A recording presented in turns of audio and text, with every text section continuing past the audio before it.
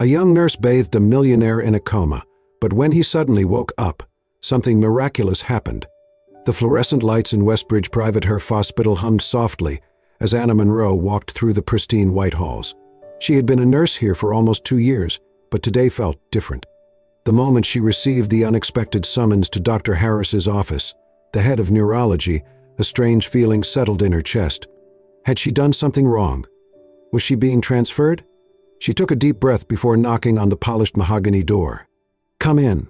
Stepping inside, she found Dr. Harris standing near the window, his hands clasped behind his back, his usual sharp eyes fixed on the city skyline. His office smelled of sterile antiseptic and expensive leather, and the atmosphere was heavier than usual. "Anna," he said, finally turning to her. His voice was measured, serious. "We have a patient who requires special care. But this job is not for the weak-hearted." Anna's brows furrowed. "Not for the weak-hearted? What kind of patient?" she asked cautiously. Dr. Harris studied her for a moment before gesturing toward a thick medical file on his desk. "Grant Carter," he said. Anna's breath caught in her throat. Grant Carter. The Grant Carter. Even if she hadn't recognized the name immediately, the cover of the file said it all. A black and white newspaper clipping of a horrific car crash. A year ago, the youngest billionaire in the city had been in a devastating accident. His sports car had veered off a bridge in the middle of the night, leaving him in a coma ever since. His name had once dominated headlines. Grant Carter, the ruthless, untouchable CEO of Carter Enterprises, the man who built an empire at just 32. Now, he was nothing more than a ghost trapped in his own body. His family rarely visits, Dr. Harris continued, and most of the medical staff simply do their rounds out of obligation. But Grant Carter needs someone dedicated, someone who will actually care. Anna bit her lip. She could hear the hesitation in his voice. "And you think that someone is me?" Dr. Harris nodded. "I do." Anna took a slow breath. It was a daunting task, taking care of a man who might never wake up, a man whose wealth and power once dictated the lives of thousands. But deep down, she knew her answer before she even spoke. "I'll do it." Dr. Harris's lips pressed into a thin line, but there was a glint of approval in his eyes. "Good. Your shift starts tonight?" The private suite on the top floor of the hospital felt eerily quiet as Anna stepped inside. Unlike the cold sterility of the other patient rooms, this one was designed for luxury. A spacious layout, dimmed chandeliers, dark oak furniture. And in the center of it all lay Grant Carter. Her breath hitched as she took him in. Despite the tubes, the machines keeping him alive, and the stillness of his body, he was beautiful. Strong jawline, dark lashes against his pale skin, broad shoulders visible under the hospital gown. If not for the lifeless stillness, he could have easily passed for a man simply sleeping. But this was no ordinary sleep. This was a man trapped in a never-ending silence. Anna swallowed hard and stepped closer, adjusting his IV drip before reaching for the warm cloth prepared for him. She hesitated for just a second before gently pressing it against his skin. The moment she touched him, a strange chill ran through her spine, a sensation she couldn't explain. Like he could feel her there. Like somewhere in the depths of his unconsciousness, he knew. A soft beep from the heart monitor filled the silence, steady and rhythmic. Anna shook off the odd feeling and continued her work, carefully wiping his arms, his chest, making sure his body remained clean and cared for. "I guess you don't get a say in this, huh?" she murmured, almost to herself. Silence. "I'll take that as a no." A small smile tugged at her lips despite herself. The days turned into a routine. Every morning and evening, Anna would bathe him, change his sheets, monitor his vitals. But soon it wasn't just about medical care. She found herself talking to him, telling him stories about her day, about the world outside his window. "You should see the cafeteria food, Grant. It's tragic. Even for a billionaire, I doubt you'd survive it." Silence. "I don't even know why I'm talking to you. Maybe I just like the sound of my own voice." Silence. Silence. "Or maybe you're actually listening." The heart monitor beeped steadily, as if answering her. And maybe, just maybe, he was. Anna hummed softly as she dipped a clean washcloth into the warm water. The sterile quiet of Grant's private hospital suite was something she had grown used to over the weeks. The steady beep of the heart monitor, the faint hum of the IV drip, it was all part of the background now. She leaned over the bed, carefully wiping Grant's face, her fingers gentle but precise. You know, she said, her voice light, I read somewhere that people in comas can still hear things. So, technically, you're the worst listener I've ever met. No response, of course. She sighed, shaking her head. It's okay. I'm used to talking to myself now. She moved to clean the curve of his jaw when... A slight movement. Her breath caught. Had she imagined it? She froze, staring at his hand. Nothing. The fingers lay motionless against the crisp white sheets. Anna let out a small laugh, shaking her head. Great, now I'm hallucinating. Maybe I'm the one who needs a hospital bed. But the unease lingered. And over the next few days, it happened again. The second time she was adjusting his pillow. She wasn't looking when she felt it. The faintest pressure against her wrist. Her head snapped down. Grant's hand had shifted. Only by a fraction of an inch, but enough to make her stomach flip. Grant, she whispered, hardly realizing she had said his name. Silence. The same rhythmic beep, beep, beep of the monitor. She placed her hand over his, feeling his warmth, his stillness, his potential movement. Nothing. Was she imagining things? Or was something changing? Anna couldn't shake the feeling, so she reported it to Dr. Harris. He moved? The doctor arched a skeptical brow. I think so, Anna admitted. At first I thought I imagined it, but it keeps happening. His fingers twitch. His hand shifts slightly. It's small, but it's there. Dr. Harris leaned back in his chair, deep in thought. We'll run tests, he finally said. But don't get your hopes up too high, Anna. It could just be reflexive muscle spasms. Anna nodded, but deep down, she didn't believe that. She felt something happening.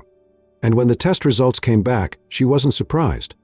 There's increased brain activity, Dr. Harris told her. His neurological responses are stronger than before. Her heart leaped. So he's waking up. Dr. Harris hesitated. Not necessarily. It could mean anything, but it's a good sign. It wasn't the answer she wanted, but it was enough. That night, as she sat beside his bed, Anna found herself talking to Grant more than usual. I don't know if you can hear me, but something tells me you can, she murmured. She glanced at his face, at his strong features, still unmoving.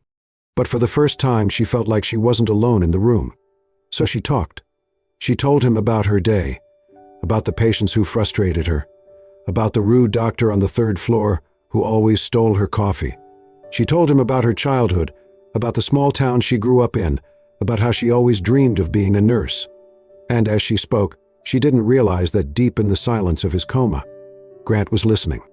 The morning sun filtered through the hospital room's large windows, casting a warm glow on Grant Carter's motionless form. The beeping of the heart monitor filled the silence, steady and rhythmic, just like it had been for the past year. Anna stood beside the bed, rolling up her sleeves. This was just another day. Another routine bath, another round of talking to someone who might never answer her. She dipped a warm cloth into the basin, wrung it out, and began gently wiping Grant's chest, her movements precise and careful. You know, Grant, she murmured, smiling faintly, I was thinking about getting a dog. I need someone to listen to me who won't just lie there and ignore me all day. Silence. She sighed. Okay, Rude, I was just making conversation. She reached for his arm, running the cloth over his skin, her fingers brushing against his wrist.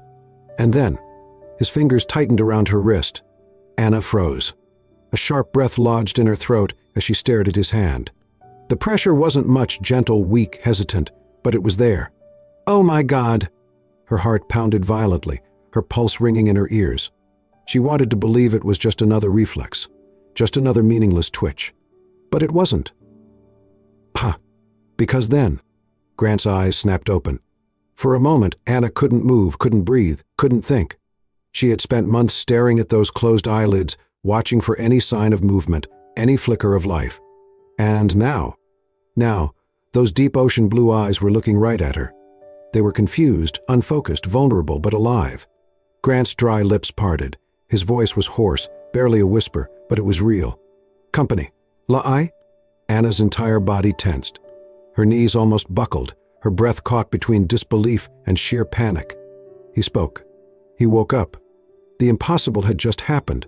She barely registered the basin of water slipping from her grip, splashing onto the pristine white floor as she stumbled backward. Oh my God! Her instincts kicked in. She turned and slammed her hand against the emergency button on the wall. A loud alarm blared through the hallway. Seconds later, the door burst open, and a team of doctors and nurses rushed in, led by Dr. Harris. "What happened?" Dr. Harris demanded as he moved to the bedside, already checking Grant's vitals. Anna's voice shook. He grabbed my hand. He opened his eyes. She looked back at Grant, still unable to believe what she was seeing. His chest rose and fell shakily, his eyes darting around the room as if trying to piece together where he was, what was happening. He wasn't fully aware, not yet, but he was here. Dr. Harris's expression turned from shock to action. "Get me a neurological team now." Nurses scrambled, voices overlapping in disbelief as they hurried to perform tests. The room was a whirlwind of motion, but Anna couldn't take her eyes off Grant. Then, as if feeling her gaze, his eyes found hers again. And this time he didn't look away. Everything was happening so fast. The doctors were asking him questions, shining lights into his pupils, testing his motor functions. But through it all, Grant's gaze kept drifting back to Anna. She stepped forward hesitantly, swallowing hard. "Grant," she whispered. "Do you remember anything?" He stared at her, blinking slowly. A long silence stretched between them. Then, his fingers twitched again, and before she could react, he reached for her hand. Weakly, slowly, but deliberately. His hand closed around hers, his grip fragile yet firm, as if he had always known her. Anna's breath hitched. Dr. Harris looked up sharply. "Grant, do you know who she is?" Grant didn't answer immediately. His brows furrowed, his gaze never leaving Anna's. "I don't know," he murmured, voice rough from months of disuse. "But I feel like I should." A chill ran down Anna's spine. Because even though Grant Carter didn't remember her, something deep inside him did. The days after Grant's miraculous awakening were filled with tests, therapy, and endless questions. Doctors were amazed by his recovery. Physically, he was weak but improving. His muscles, stiff from a year of immobility, were regaining strength through rehabilitation. But mentally, that was another story. Grant couldn't remember anything about the accident, and the more they pressed him for details, the more frustrated he became. "Grant, let's try again," Dr. Harris said during one of their sessions. "What's the last thing you remember?" Grant rubbed his temples, his expression tense. I don't know." "Anything? Where you were? What you were doing?" Grant exhaled sharply. "I told you.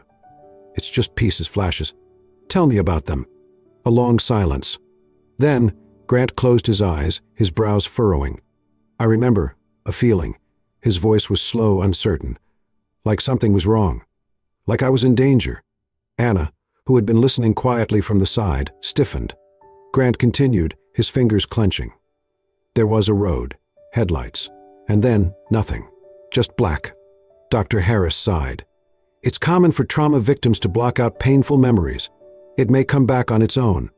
But for now, we focus on recovery." Grant nodded, but Anna could see the frustration in his clenched jaw. And deep down, she couldn't shake the feeling that something wasn't right. That night, unable to stop thinking about it, Anna went to the hospital archives. She had read Grant's file before, but this time she went through every detail with fresh eyes.